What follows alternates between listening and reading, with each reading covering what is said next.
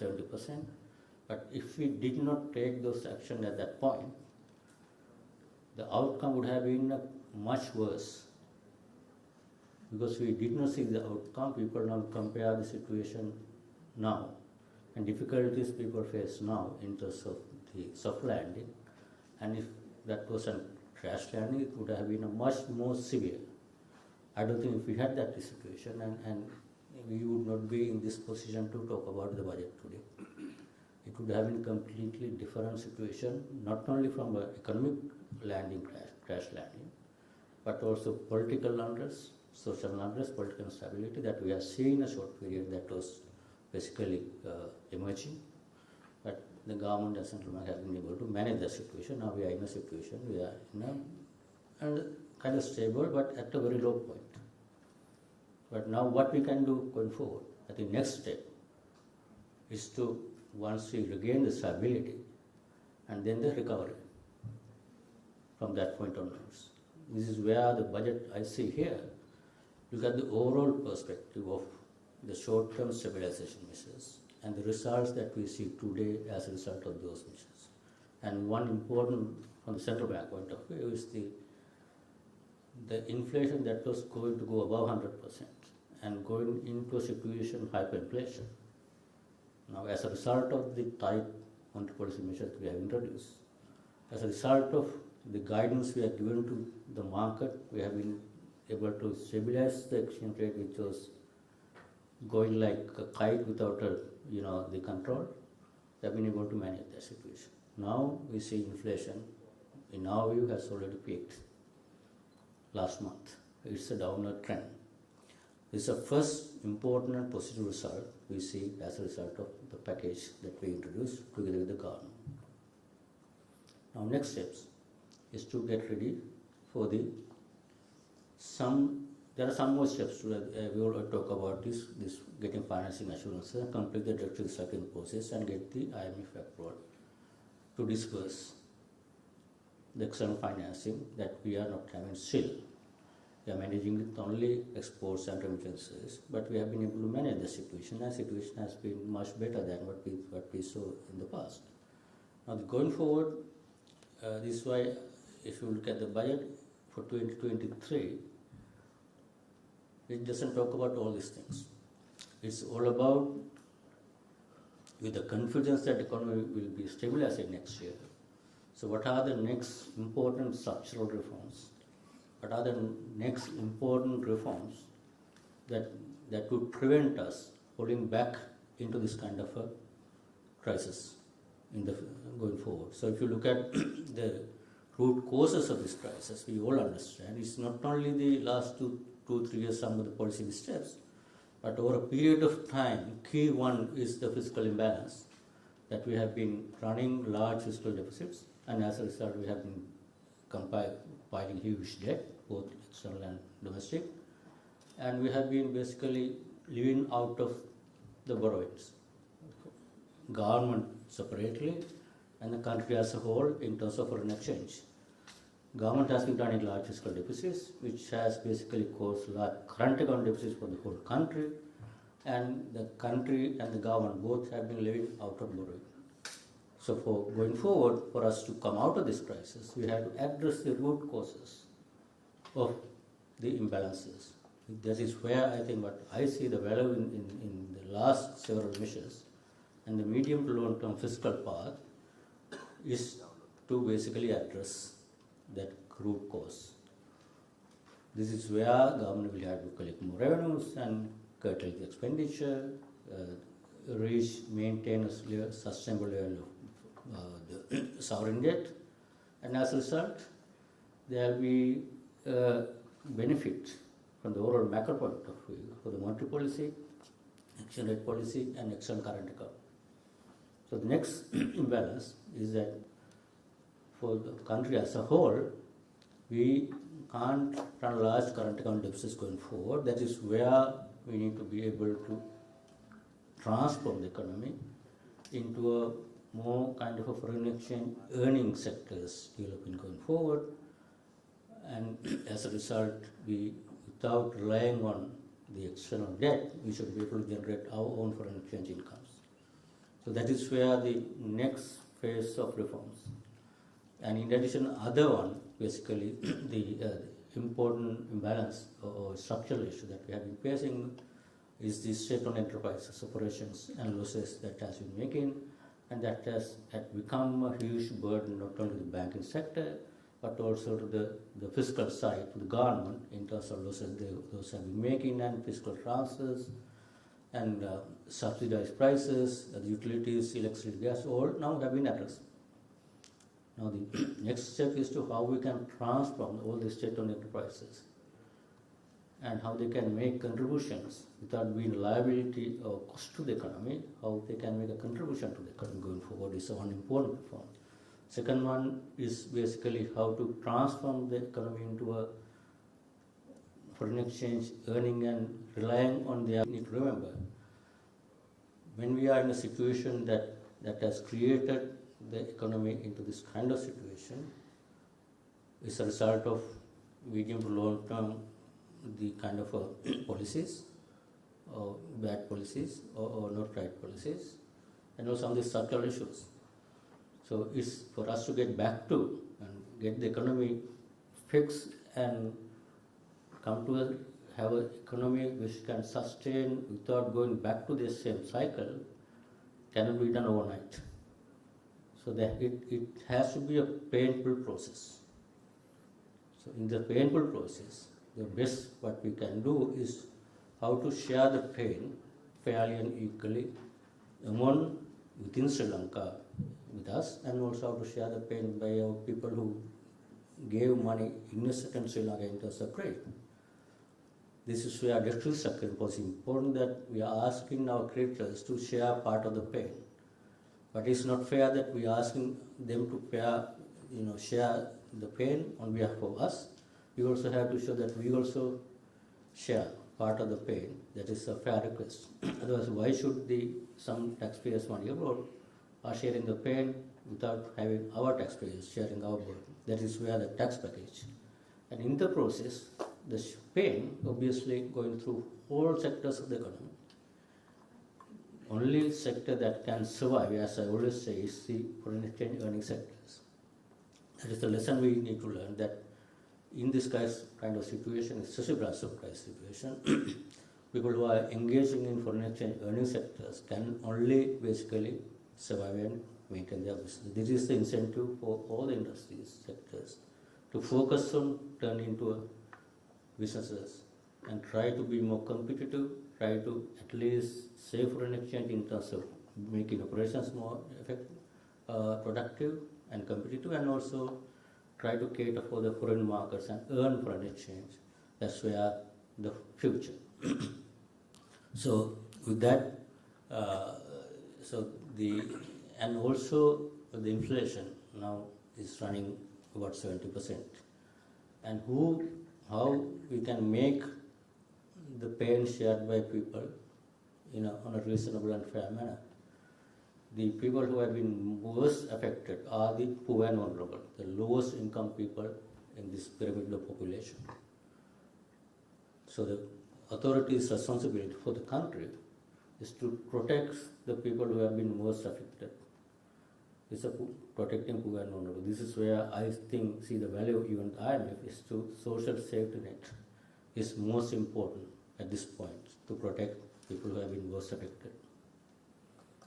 That is where for government to be able to protect those people, government should obviously have revenues to support those people.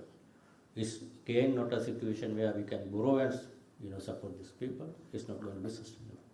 That is where, although there's a pain, but there's no other choice on the government point of view to raise enough revenues to protect the poor. If the authorities, government don't do that, you are going to see another kind of a difficult situation.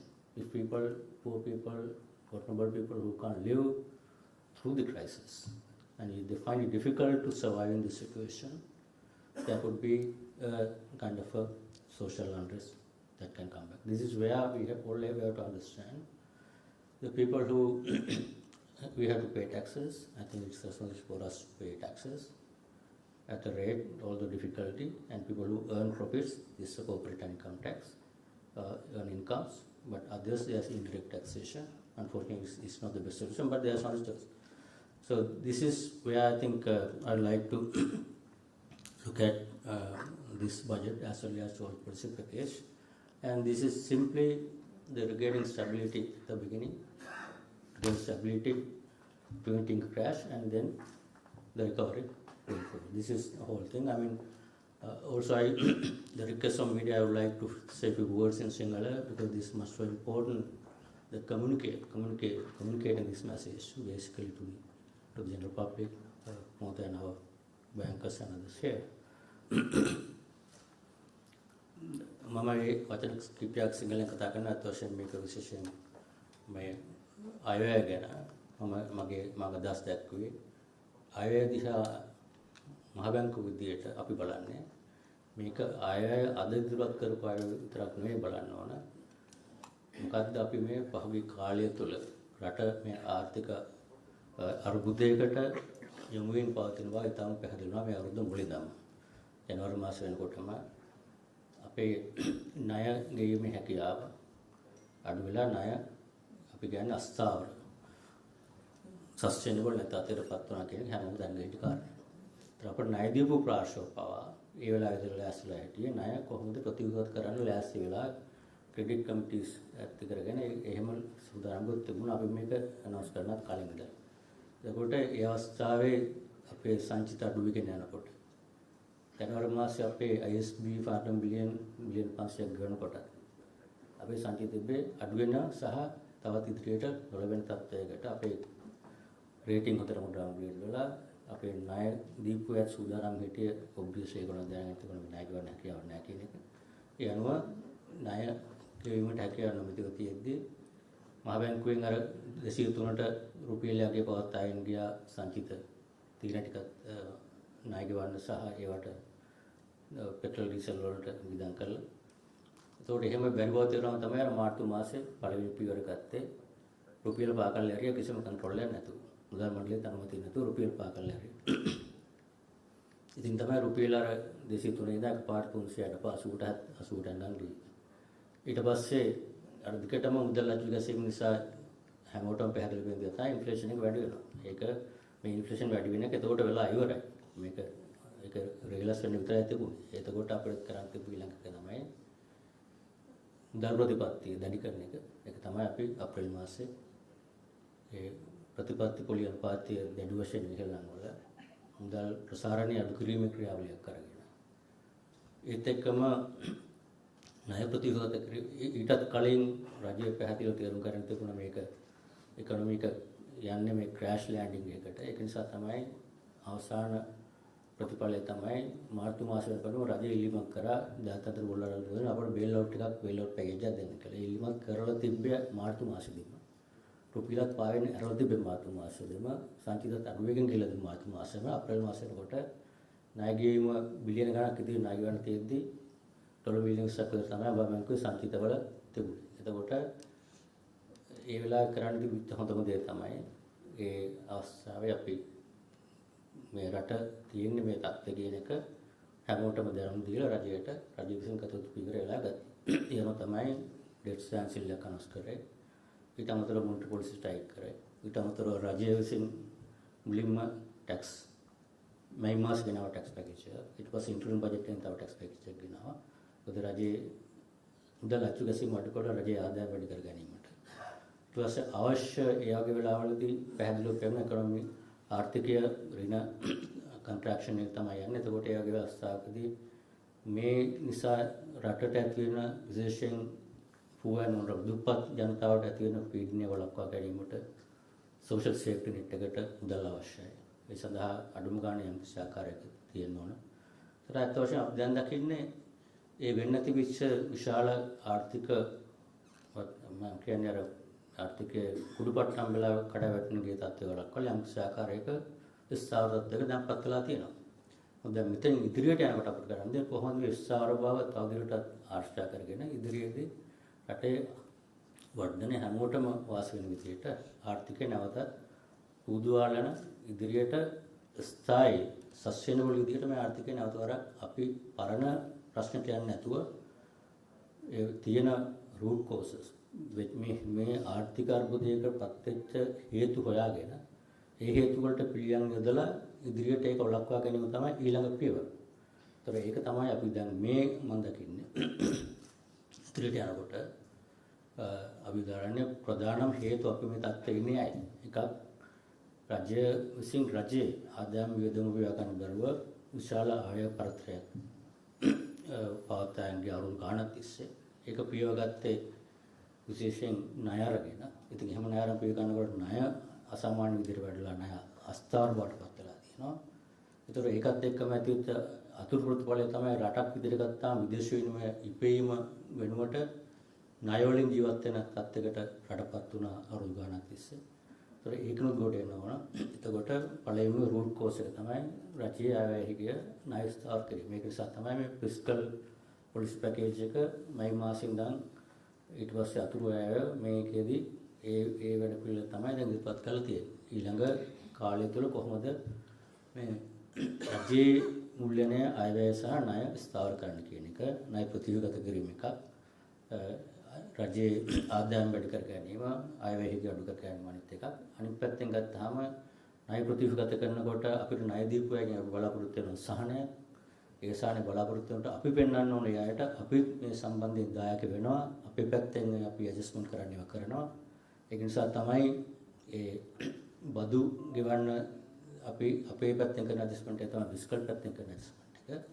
ඒතකොට නැවතත් ඒකට වැළැක්වීමට නම් රටක් විදියට ගත්තාම විදේශ විනිමය පැත්තෙන් විදේශ විනිමය උපයන්න පුළුවන් රටක් බවට අපි රටපත් වෙන්න ඕන. ඉදිරියට යනකොට ණය අරගෙන මේ රට ස්ථාවරව කළ ආර්ථිකය කෙටි කාලීනව ආර්ථික වර්ධනය ලා ගන්න පුළුවන්. නමුත් ඒතනින් වෙන්නේ නැවතත් අපි ණය ගුලකට වැටෙන්න පුළුවන්. ඒක නිසා ණය මත යැපෙන්නේ නැති රට තුල රජයට ආදායම උපදවන, රටට විදේශ විනිමය උපදවන ආර්ථික ප්‍රතිසංස්කරණ තමයි ක්‍රියාත්මක කරන්න තියෙන්නේ. ඊට අමතරව විවිධ අනිත් විශාල ප්‍රශ්න තමයි රාජ්‍ය සතු ආයතන සංස්ථාවල තියෙන ක්‍රියාකාරීත්වයේ විශාල පාඩු තුල ලැබීම තුළ බැංකු පද්ධතියට තියෙන ඒ සම්බන්ධ තියෙන බලපෑම්. ඊට අමතරව ඒ සම්බන්ධයෙන් රජයට අයවැය තියෙන බර ඒකත් අනිකුත් ප්‍රධාන කාරණේ. ඒකත් ඇඩ්‍රස් කිරීමට දැනට කෙටි කාලීනව ඒවයි මිල සංශෝධනය කරලා ඒ පාඩුව අනුක කර ගැනීම. ඉදිරියට යනකොට ඒ ආයතන තවත් කාර්යක්ෂම කරලා කොහොමද ඒක ජනතාවට බරක් වෙන්නේ නැතිව, රටට බරක් වෙන්නේ නැතුව මේ ආයතන පවත්වාගෙන යන්නේ ඉදිරියේදී රට ස්ථාවර වුණාට පස්සේ ඒව වැදගත් දේවල් ඉස්සරහට. ඊට අමතරව මම දැක්කා ආවේ ඉදිරිපත් කළා තියෙනවා මොනවද රටේ දැනට තියෙන සම්පත් වඩා කාර්යක්ෂමව විදේශ විනිමය ඉපයීමට හැකි දේවල් දැසුම් කළා. රටේ විදේශ විනිමය ඉපයීමේ හැකියාව වැඩි කළා. රටක් විදිහට ණය ගැනීමේ තියෙන අවස්ථාව අඩු කරලා ඉදිරියට යාම එක තමයි ඊළඟ පියවර. එතකොට මම දකින්නේ මේ අයවැය ඉදිරිපත් කළා තියෙන්නේ අපි අර කලින් දන් කරපු ඒ අයවැය ආර්ථිකය ස්ථාවර පළවෙනි ස්ථායි බවට පත් කිරීම. ඊට පස්සේ ආර්ථිකය නැවත වරක් ස්ථාවර ලෙස ඉදිරියට වර්ධනයක් ඇතුව යාමට කරන යෝජනා කරන 2023 ඉඳන් ඉදිරියට කරන් තියෙන වැදගත් වැඩ පිළිවෙල. ඉතින් මෙතෙන්දී පළවෙනි වැදගත් මේ තමයි මේ යෝජනාව තමයි වැදගත්. නමුත් මේක ක්‍රියාත්මක කිරීම අපි මේ තියෙන කතා කරපු දේවල් ඇත්තටම අලුත් දේවල් නෙවෙයි. මේක කළ යුතුයි කියලා හැමදාම කියපු සහ හැමෝම බහුතරය පිළිගත දේවල්. නමුත් ක්‍රියාත්මක වෙලා නැ මොනම හේතුවකටවත්. ඉතින් මේ වගේ ආර්ථික අර්බුදයකදී මම දකින්නේ ජනතාව මේක මේ වැදගත්කම දැනට ඉස්සරට වැඩිය තේරුම් අරගෙන තියෙනවා. මේ අමාරුකම් තිබුණත් මේ ප්‍රතිසංස්කරණ විය යුතුයි. එහෙම වුණොත් විතරයි මේ රට මධ්‍යහා දීර්ඝකාලීනව ස්ථාවරව නැවතවරක් අපි වලට වැටෙන්නේ ඒ අර්ථ දෙකට වැටෙන්නත් යන්න පුළුවන් වෙන්නේ. ඉතින් වැදගත් දේ තමයි අපි දැන් ඉදිරිපත් කළා තියෙනවා අයවැය යෝජනා ගොඩක් තියෙනවා. ඒ දිශාවට යන ආකාර යෝජනා තියෙනවා. අපිට වැදගත් වෙන්නේ කොහොමද මේක වැදගත් වෙන රාජ්‍ය සබලධාරීන් විදියට කොහොමද මේක ස්ථාවරව නිවිද ආකාරයට කාලීනව ක්‍රියාත්මක කිරීම තාම වැදගත්. ඒත් එක්කම මේ යන ක්‍රියාවලිය තුළදී ජනතාවට සැහැණ පීඩාව විඳින්න වෙනවා. ඒකට වෙන පීඩාව කොහොමද හැමෝම අතර සාධාරණ විදිහට බෙදාගන්නේ. එතකොට මේ බෙදා ගන්නකොට බහුතරයක් ජනතාව මේ ආර්බුදය නිසා දුප්පත්කමේ මට්ටමට වැටලා තියෙනවා. ජීවත් වෙන අමාරුකත්වයක් තියෙනවා. ඒතකොට රජය විසින් පළවෙනිම මේ වගේ වෙලාවකදී වක්කීම තමයි ඒ අඩුම ස්තරයේ ඉන්න අඩුම අධ්‍යාපන ලබන අයගේ ජීවන තත්ත්වය ආරක්ෂා කිරීම. විශේෂයෙන් මේ උද්දමනය මේ වගේ තියෙන වෙලාවකදී පළවෙනි කාර්යය මහ බැංකුව විදියට කොහොමද හැකි ඉක්මනට උද්දමනය අඩු කරලා ඒගොල්ලන්ගේ බර අඩු කරන්නේ. දෙවෙනි කාරණය කොහොමද ඒගොල්ලන්ට කෙටි කාලීනව ජීවත් වෙන්න පුළුවන් විදියට අපි කියන්නේ සෝෂල් සේෆ්ටි නෙට් කියන එක ඒ රජය විසින් සපෝට් කරන එක තමයි පළවෙනි ප්‍රයොරිටි. ඒක නිසා තමයි මම දකින්නේ මේ අයවැය ඉදිරි වසර තුර ඒකට විශාල මුදලක් වැය කරලා තියෙනවා. වෙන් කරලා තියෙනවා. ඒ වෙන් කිරීම තුළින් බලාපොරොත්තු වෙන්නේ ඒ වෙන් කිරීම මුදල් එහෙම කරන්න නම් රජයට ආදායමක් තියෙනවා. එහෙම නැත්නම් ඉස්සර වගේ ණය අරගෙන ඒක කරොත් ඒක සාර්ථක වෙන්නේ නැහැ. ඒක නිසා තමයි වැදගත් වෙන්නේ ඒ ක්‍රියාත්මක කිරීම සහ රජයේ ආදායම වැඩි කරනවා. මම හිතන්නේ වන්නකාල ලේකම්තුමා ගැන කතා කරලා කොහොමද ඒ වැඩ පිළිවෙල කරගෙන යන්නේ කියලා. ඒක ඇත්තටම උදව් වෙනවා. සම්පූර්ණ සර්වාත්මක කරුණාකරණය ස්ථායී විදියට රට ඉදිරියට ඉදිරියට ගෙන යාමට. ඉතින් මේක මම කෙටියෙන් මේ මගේ අදහස් ප්‍රකාශ කිරීම මේ තියෙන කාල වේලාව අවසන් සංකල්පයට කතා කරනවා. මේ තරින් නවත්තන ඉතින් ප්‍රශ්න ආසනලාදී තවදුරටත් විස්තර කියන්න පුළුවන්.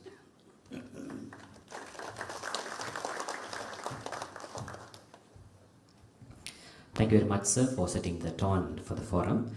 My next invitation goes to the Secretary of the Treasury, Minister of Finance, Mr. K. Mahinda Sirivardhana, to bring in the rationale and the government expectations of the budget to this forum. Over to you, sir.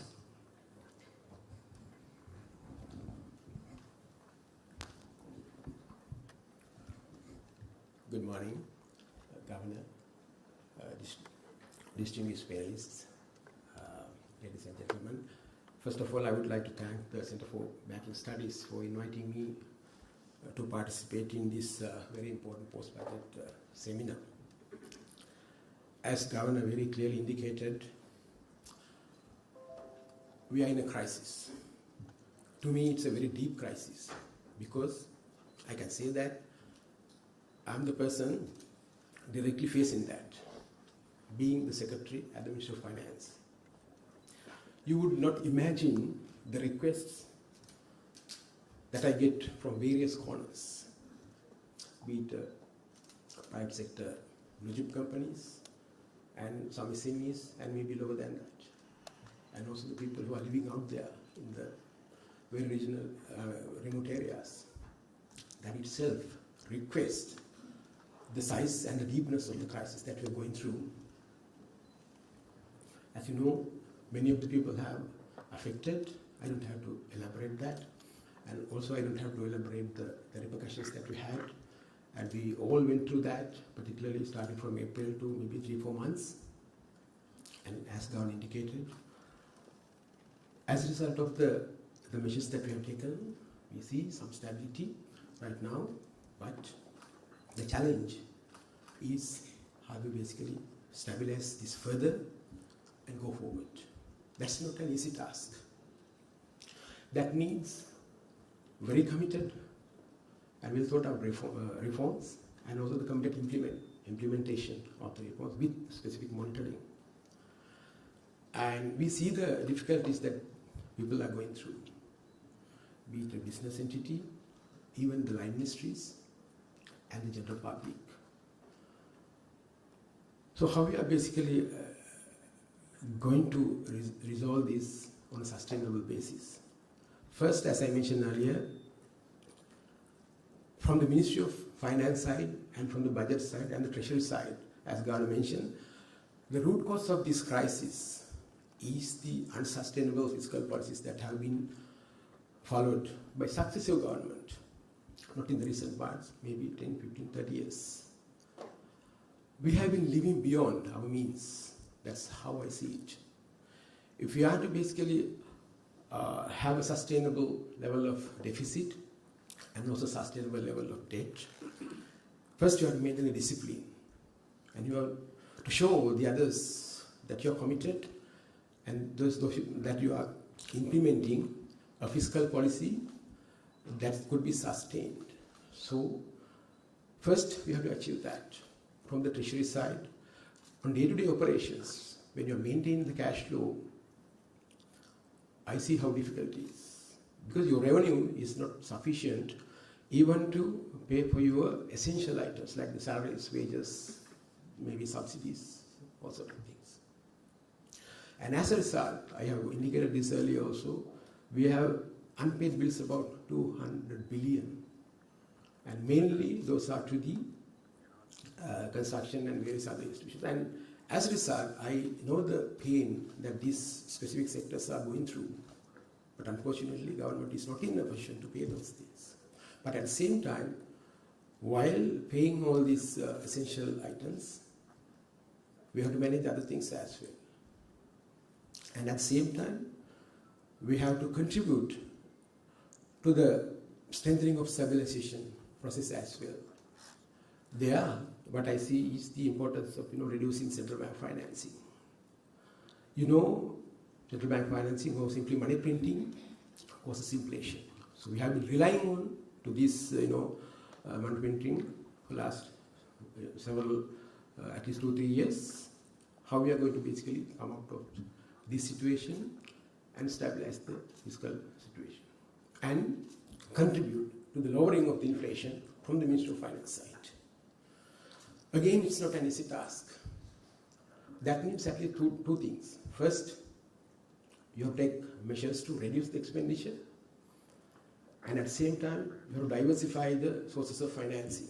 So the reduction of expenditure is, again, not an easy task. That's where the government has come up with revenue policies, tax policies, to increase the government revenue. So you have to maintain the public sector, and you have to continue the government machinery, and at the same time, you have to contribute to the stabilization. So you have to maintain a balance between these two. So the expectation of the revenue generation would not come without any efforts. So that's why, in addition to the policy measures that were implemented starting from May, August, and very recently in October, we have emphasized in this budget to strengthen tax administration. Because tax administration is very important if you are to basically get the expected revenue. So we hope the measures that we have put forward in this budget, particularly the establishment of the Presidential Commission on Taxation, will be very useful. And the idea of the government is to get some recommendations on the setting up of a revenue authority that would basically oversee the operations of these 3 revenue institutions in the country: Inland Revenue Department, Excise Department, and the Customs. So that is from the revenue side. And from the expenditure side, we have been very serious. We issued the very first circular somewhere in April, asking the line ministries to streamline their expenditures, stop their recruitments, and make whatever the savings, because this is the time that you have to act responsibly, and we need their contribution to basically overcome this situation.